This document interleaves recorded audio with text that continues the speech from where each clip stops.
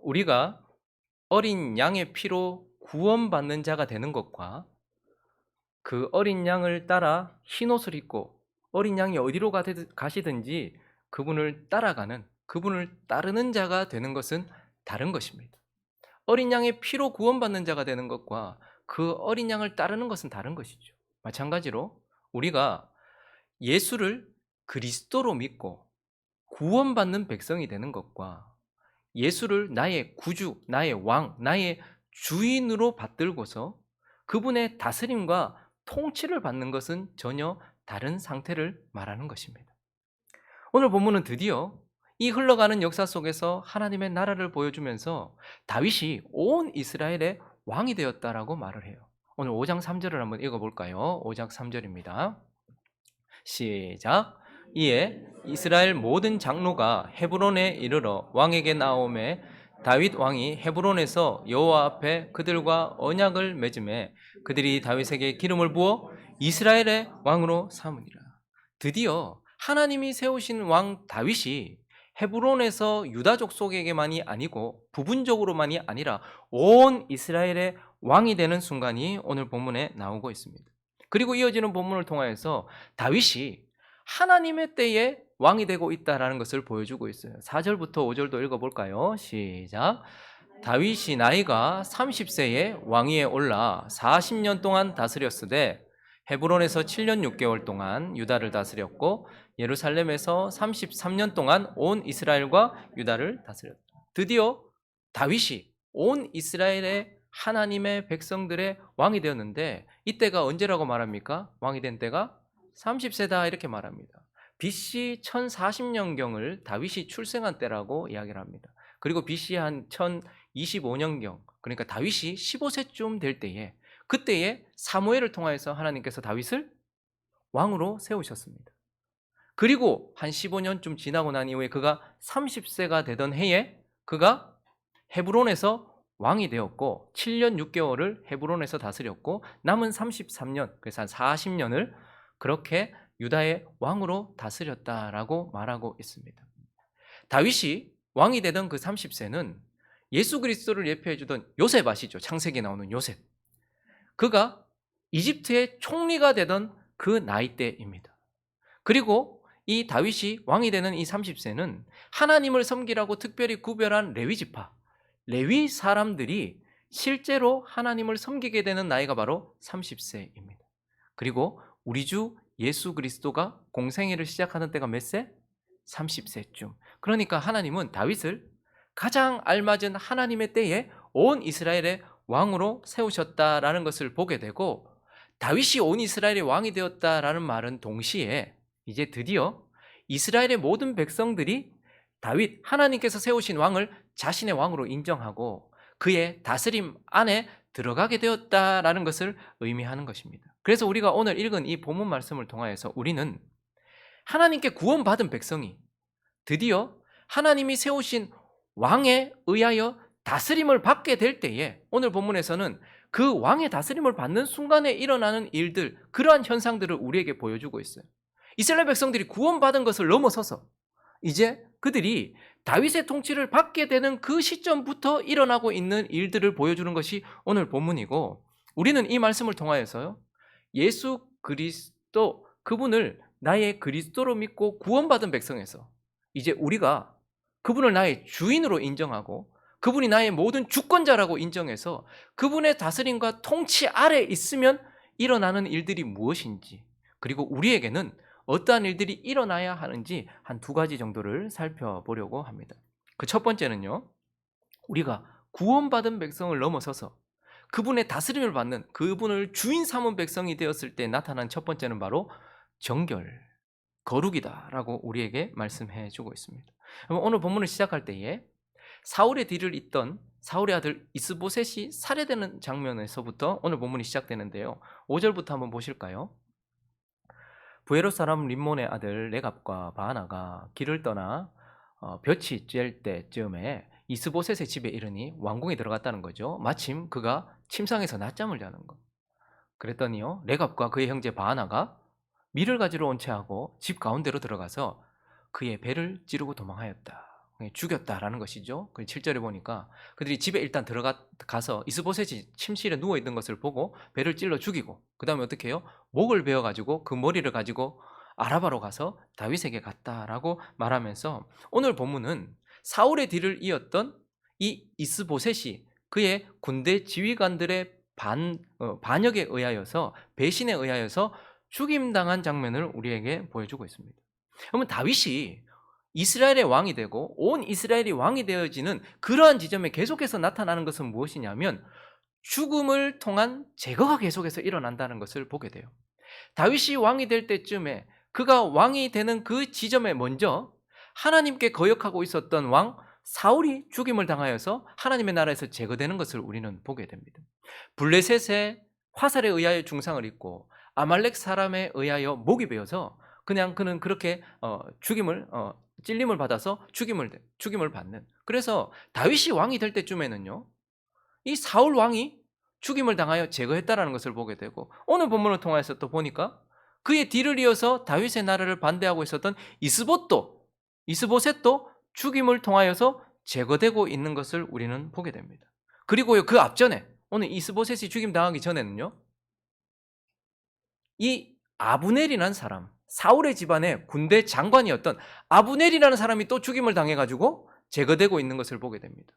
아브넬은 자신의 힘으로 사울의 집을 일으켜서 왕국을 일으키려고 했고, 이젠 또 자신의 힘으로 다윗의 집을 일으키려고 하면서 자신이 하나님의 나라를 일으켜서 거기에서 권세를 잡으려고 했던 사람이었고, 또 그 아브넬이 죽임을 당하는 것을 보게 되고 제거되는 것을 보게 돼요.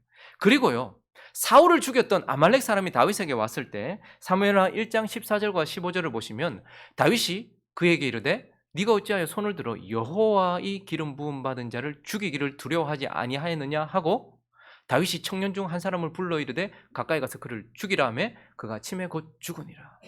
아말렉, 육신을 상징하던, 결국 사울을 죽게 했던 그 아말렉 사람을 또 다윗이 죽임으로써 제거했다라고 말하고 있어요. 그리고요, 지금 이제 온 이스라엘의 왕이 되는 데 있어 제일 걸림돌이 되는 것이 사울의 아들 이스보셋이었잖아요. 그래서 그것 때문에 아마 이 두 군대 지휘관이 목을 베어가지고 다윗에게로 왔겠죠. 그런데 오늘 본문 8절부터 보시면요, 헤브론에 이르러 다윗 왕에게 이스보셋의 머리를 들이며 아뢰되 왕의 생명을 해하려 하던 원수 사울의 아들 이스보셋의 머리가 여기 있나이다.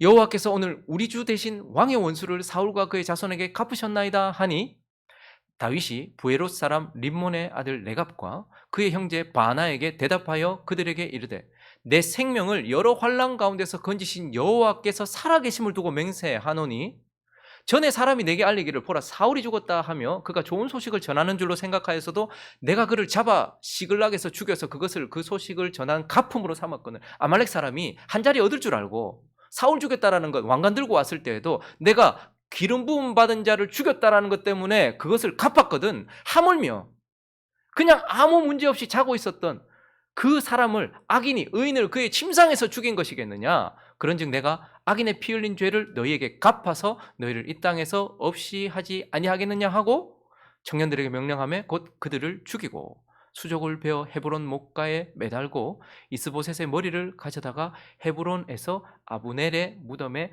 장사하였더라라고 말하면서, 다윗은 이스보셋의 머리를 보고 기뻐한 것이 아니고 그 머리를 베었던 그들을 이들이 보면 부에롯 사람이라고 말해요. 베냐민 지파에 속한 땅에 있었다고 말합니다. 그러니까 우리는 이 개역 개정의 해석을 보면서 이 지금 이스보셋의 목을 벤 군대 지휘관들도 이스라엘 사람인가 보다 생각하겠지만 사실은 그게 아니고 이들은 기브온 족속, 히위 족속이었습니다. 가난한 사람이었는데 어쩌다 보니까 숨어 있다가 거기 쓱 스며들어가지고 사울의 집안에서 한 자리 차지하고 있었던 가난한 사람들이었다는 말이죠. 그래서 어쨌든 그들도 제거되는 것을 보게 됩니다. 그러므로 우리가 다윗이 온 이스라엘의 왕이 되고, 바꾸어 말하면 드디어 이스라엘이 하나님이 세우신 왕 다윗에게 굴복하고 그를 우리의 왕, 우리의 주인으로 인정하게 되었을 때 나타나는 현상이 무엇인가 하니까, 하나님께 반역하던 자들이 제거되어지는 것, 하나님께 반역하던 영역이 제거되어지는 거예요. 사울, 이스보셋 같이 하나님을 거역하고 반역하던 자들이 죽임을 당하고 그 영역이 제거되어지는 것을 보게 되고, 자기를 추구하고 자아를 숭배하던 아브넬과 같이 자기 힘으로 하나님 나라 세워보려고 하고 자기 힘으로 하나님을 위하여 뭔가 하려고 했던, 자기 자신을 위하여서 일하고 있었던 자아를 추구하던 자들도 제거되어지는 것을 보게 되고, 또 하나님 나라에 합당하지 않으면서도 하나님 나라에 쓱 들어와 있었던 아말렉 사람이나 이 부에롯 사람들도 제거됨으로써 정결해지는 역사가 다윗이 왕이 되고 그 왕의 다스림을 받게 되는 순간부터 일어나더라라는 것을 보게 되는 것입니다. 우리도 마찬가지입니다. 저와 여러분이 예수를 그리스도로 믿고 구원을 받았어요. 그래서 그분의 피로 우리는 이미 법적으로 객관적으로 정결함을 받았어요. 그렇지만 저와 여러분의 삶이 여전히 정결하지 않고 더러운 이유는 우리가 구원받지 못했기 때문이기도 할 수도 있어요. 그러나 많은 경우 구원은 받았지만 여전히 우리의 구주 되시는 예수 그리스도가 내 주인이 아닌 거예요. 여전히 다윗이 지금 주인으로 서 있었는데 사울의 집안이 다윗을 받아들이지 않았던 것처럼 우리도 그분을, 예수를 내 구주로는 인정하는데 여전히 내 삶의 주인으로는 인정하지 않는 거예요. 그분이 내게 말씀하시는 대로 순종하지 않고 그분이 내게 명령하시는 대로 살아가지 않는, 그리스도인 건 맞는데 주인인 건 아닌 이러한 삶이 있을 때 우리의 삶은 정결해지지 않는 것입니다. 많은 경우 그리스도인들, 저와 여러분이 우리 자신을 바라볼 때에 왜 내 삶은 그리스도의 피로 객관적으로는 정결해졌는데 왜 주관적으로, 실제적으로는 내 삶이 정결하지 않은가? 이 아말렉과 같은 사람, 부에롯 사람 같은 가난한 사람들로 가득하고, 그리고 자아축으로 가득하고 하나님을 반역하는 것으로 가득한가? 그것은 바로 우리가 그분이 내 주인이 되지 않은 상태에 있기 때문이다라는 것을 오늘 우리에게 보여주면서, 저와 여러분이 만약 실제로 예수를, 그리스도를 넘어서 주인, 왕으로 모시고 있다면 우리 삶에도 반드시 정결함이 나타나기 시작할 것이다 라고 우리에게 말씀하고 있는 것입니다. 그리고 오늘 본문 말씀을 통하여서 다윗이 온 이스라엘의 왕이 되고, 바꾸어 말하면 우리가 다윗을 모든 영역에 왕으로 인정하게 되었을 때 나타나는 두 번째 표지는 바로 승리다라는 것을 우리에게 보여주고 있습니다. 여러분, 이스라엘 백성들이 사울의 통치를 받을 때마다 깨졌어요. 많이 깨졌어요. 그런데 드디어 다윗이 통치하게 되었어요. 다윗이 온 이스라엘 왕이 되었어요. 어떤 일이 일어날까요? 평화가 찾아옵니까? 안정이 찾아옵니까? 기쁨이 찾아옵니까? 풍족이 찾아옵니까? 그것보다 먼저 다윗이 온 이스라엘의 왕이 되자마자 했던 행동이 6절에 드러나고 있는데 6절도 한번 볼까요? 앞에 한번 읽어주시겠습니까? 시작.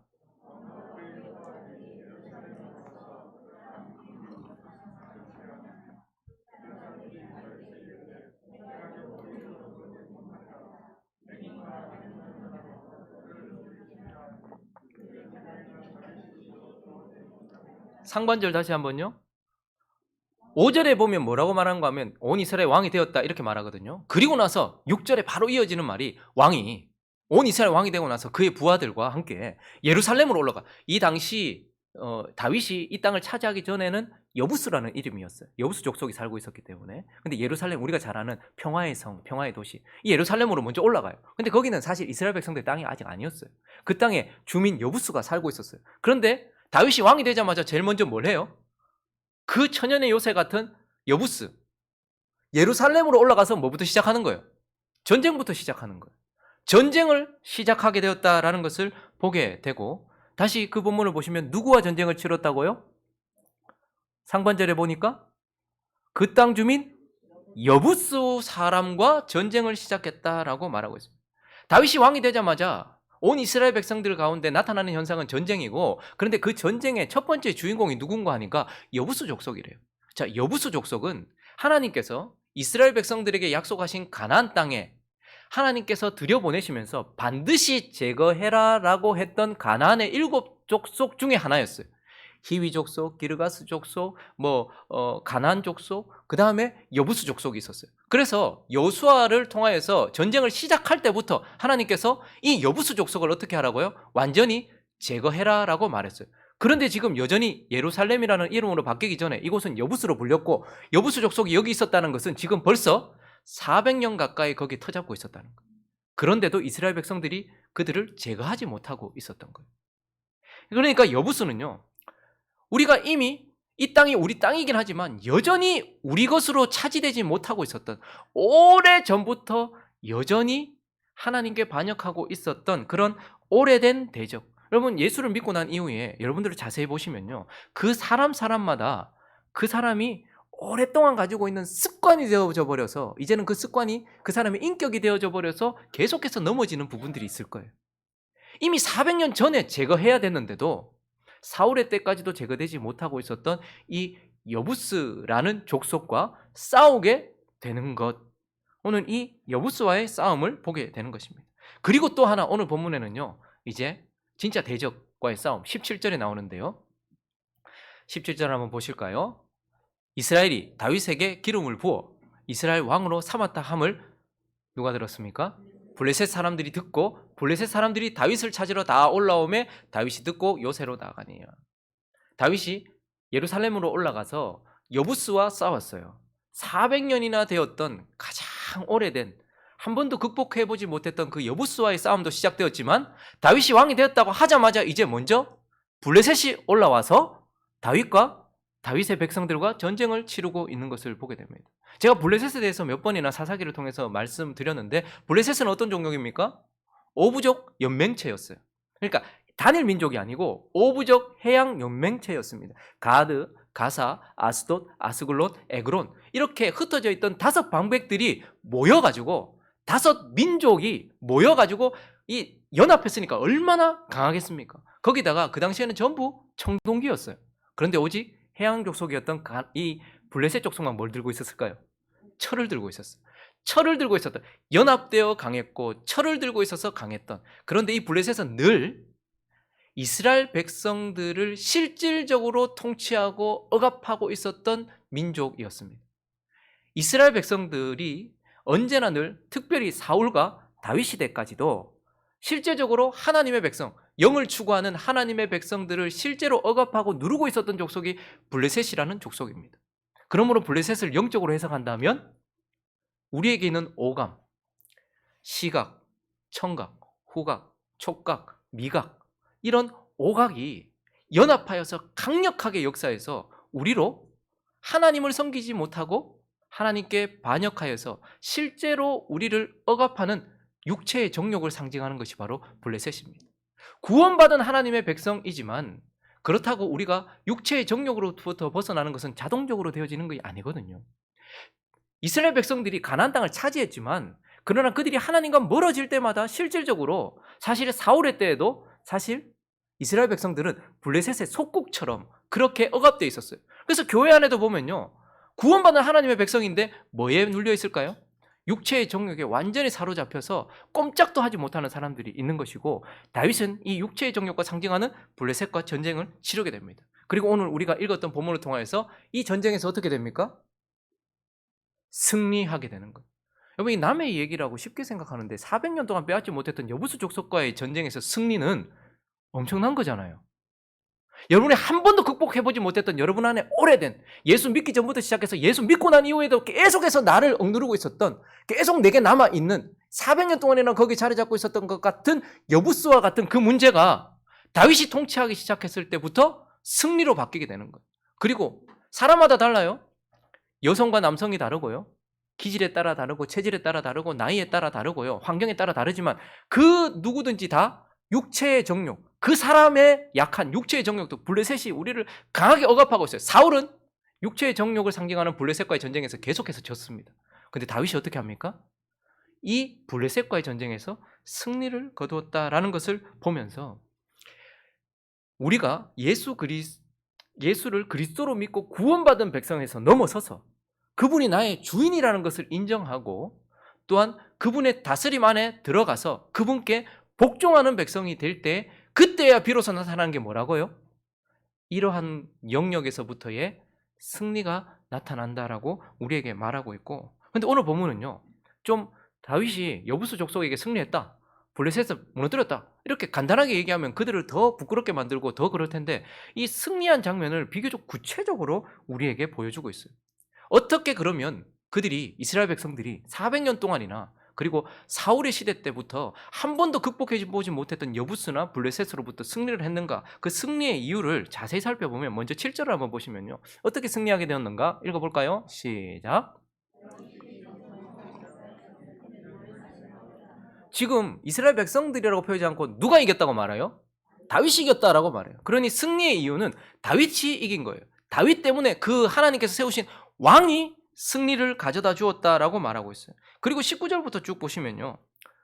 다윗이 블레셋과 전쟁을 치를 때에 그가 강했거든요. 온 이스라엘이 마음을 합하여 다윗에게 이제 충성을 하잖아요. 그런데 전쟁을 치를 때 다윗이 여호와께 여쭈어 이르되 내가 블레셋 사람에게로 올라갑니까?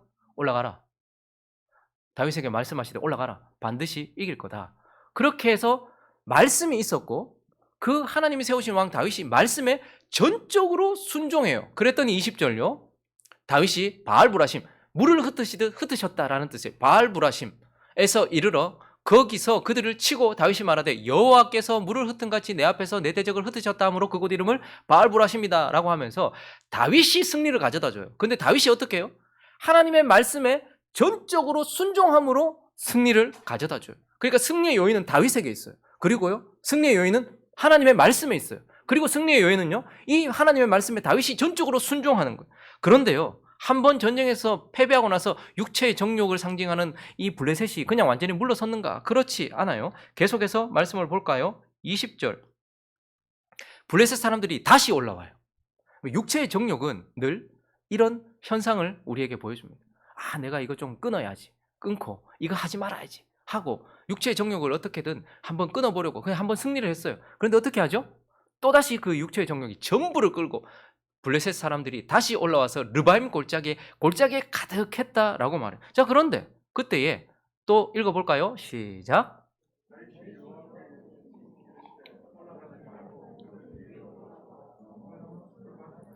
잠깐만요. 방금 전쟁에서 승리했어요. 사기가 오를 대로 올라와 있어요. 근데 블레셋이 다시 돌아왔어요. 그러면 어떻게 합니까? 우리는 보통 앞에 승리했던 것을 그 경험을 기반으로 그냥 그것을 가지고서 나가서 싸웠을 것 아닙니까? 근데 다윗이 또다시 하나님께 묻습니다. 어떡할까요? 그랬더니 이번에는 하나님이 다른 방식을 얘기하시네요. 그전처럼 올라가서 쳐부숴라 라고 말하지 않고 올라가지 말아라. 그리고 이번에는 기습작전을 펼쳐 보여라 라고 말해요. 그래서 뽕나무 숲을 맞은편에서 기습해라 이렇게 말해요. 그럼 사실 다윗 입장에서 이 블레셋과의 전쟁을 뒤에 숨어 있다가 몰래 치는 것 이거 조금 그렇지 않았을까요? 그런데도 그렇게 하라고 얘기하니까 뽕나무 꼭대기에서 걸음 걷는 소리, 바람이 확 불고 그때에 나뭇잎이 막 움직이면서 걸음 걷는 소리가 나거든. 공격해라. 바람이 확 찾아와서 드디어 하나님이 함께 하신다라는 그 느낌이 왔을 때, 그때 그 신호가 왔을 때에 그때에 싸워라. 여호와가 너보다 앞서 나아가서 블레셋 군대를 치리라. 마치 성령이 우리 가운데 역사하심으로써 그와 함께 나가서 싸우는 것처럼. 그랬더니 25절에 보니까요. 이에 다윗이 여호와의 명령대로 행하여 블레셋 사람을 쳐서 게바에서 게셀까지 이르니라 라고 말하고 있습니다. 자, 지금 승리가 어떻게 찾아왔는가? 승리는 이스라엘 백성들이 다윗을 향한 충성 혹은 사기 혹은 그들의 무기 이런 거에 달려있지 않고 오직 다윗에게 달려있다라고 말해요. 그리고 다윗이 하나님의 말씀을 의지했고 그 말씀에 전적으로 순종했을 때 승리가 찾아왔다라고 말하고 있고, 또 하나는요, 이제 하나님의 백성들이 그 다윗을 바라보면서 다윗이 전적으로 순종하는 것처럼 하나님의 백성들도 그 다윗과 그 하나님의 말씀을 전적으로 믿고 함께 다윗과 함께 순종하며 걸어갔을 때에 승리가 그들에게 찾아왔다라고 말하고 있어요. 우리도 마찬가지 아니겠습니까? 우리가 예수를 그리스도로만 믿지 않고 이제 그분을 나의 주인, 나의 하나님, 나의 왕으로 모셔서 그분의 다스림을 받기 시작하면 우리 안에 전쟁이 일어나기 시작할 것입니다. 그리고 그 전쟁 가운데서 승리가 일어나게 될 거예요. 그런데 그 승리는 어떻게 찾아올까요? 오늘 이 방식 그대로 찾아옵니다. 우리의 승리는 예수 그리스도를 통해서 오게 되어 있습니다. 그리고요, 그 예수 그리스도가 하나님이 주셨던 말씀에 순종하신 그분의 순종 때문에 우리에게 승리가 찾아와요. 예수 그리스도는 십자가의 길을 걸어가서 거기서 십자가에서 하나님의 말씀대로 죽으면 우리를 구원한다는 그 말씀에 그대로 믿고 순종함으로써 십자가의 길을 걸어가심으로써 우리에게 승리가 와요. 그리고요, 이 백성들이 다윗과 함께하면서 다윗과 같이 그 말씀을 믿고 순종했던 것처럼 우리 또한 십자가의 예수 그리스도를 믿고 그 말씀을 믿고 순종하여 철저하게 다윗과 함께 하나님께 순종하게 될 때 그때야 비로소 우리에게 승리가 찾아오는, 승리는 훈련을 많이 한다고 찾아오는 것이 아닙니다. 신앙생활을 오래 한다고 찾아오는 것이 아닙니다. 승리는 예수 그리스도를 통해서 찾아오는 줄로 믿습니다. 그리고 그분이 순종하신 십자가를 통해서 우리에게 찾아온 줄로 믿습니다.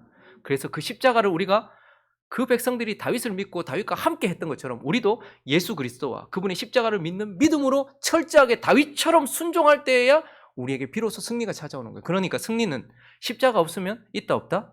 없다. 예수 없으면 있다 없다?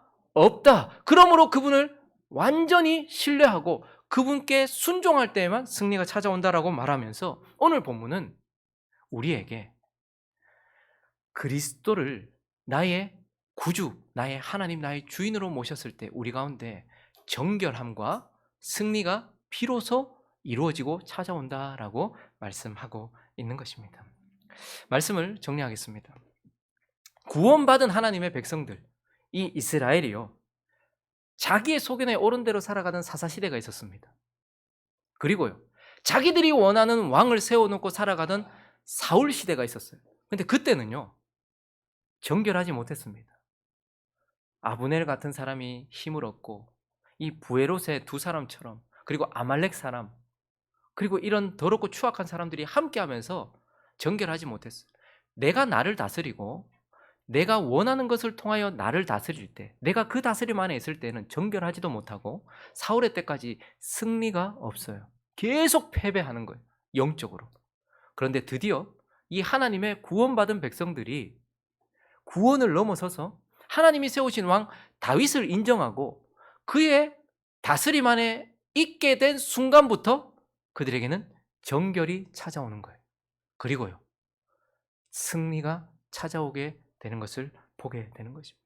그러므로 여러분, 오늘 이 말씀을 우리가 대하면서 우리 또한 정결한지 승리하고 있는지 한번 돌아보시기 바랍니다. 내가 정결하지 않고 승리하지 못하는 것이 아예 처음부터 구원이 없었다면 그건 다른 문제겠지만, 그러나 구원받은 하나님의 백성임에도 불구하고 여전히 내 삶은 정결하지가 않아, 여전히 내 삶 속에는 승리가 없어. 그것은 바로 우리가 구원은 받았지만 그 왕을 왕으로 인정하지 않고 그분을 주인으로 인정하지 않고 그분의 뜻대로 살아가지 않고 내가 나를 다스리거나 내가 원하는 것을 통하여 나를 다스리기 때문이라는 것을 기억하면서 오늘 다윗은 3번 기름 부음을 받습니다. 15세 때에 사무엘에 의하여 하나님께 기름 부음을 부음 받아요. 그리고요, 10년 넘는 시간을 하나님께 훈련을 받았다가 유다 족속들에 의하여, 한 부분에 의하여 또 기름 부음을 받아서 유다 족속이 하나님의 나라에 들어와요. 그리고요, 온 이스라엘이 3번째 기름을 부음으로써 그 다윗이 온 이스라엘의 왕이 되었던 것처럼 우리의 삶에 와 계시는 예수 그리스도도 우리가 이렇게 기름 부음으로 말미암아서 그분을 나의 어떤 영역에서만, 어떤 지점에서만 나의 왕이 아니고 내 모든 영역, 내 모든 시간, 내 모든 것의 왕이라는 것을 인정함으로써 오늘 온 이스라엘이 다윗을 왕으로 인정했던 것처럼 나의 전 존재가 다윗을 왕으로 인정함으로 우리 삶에도 정결함이 일어나고 승리가 일어나는 삶 되시기를 예수 그리스도 이름으로 축원합니다. 우리 같이 한번 찬양하고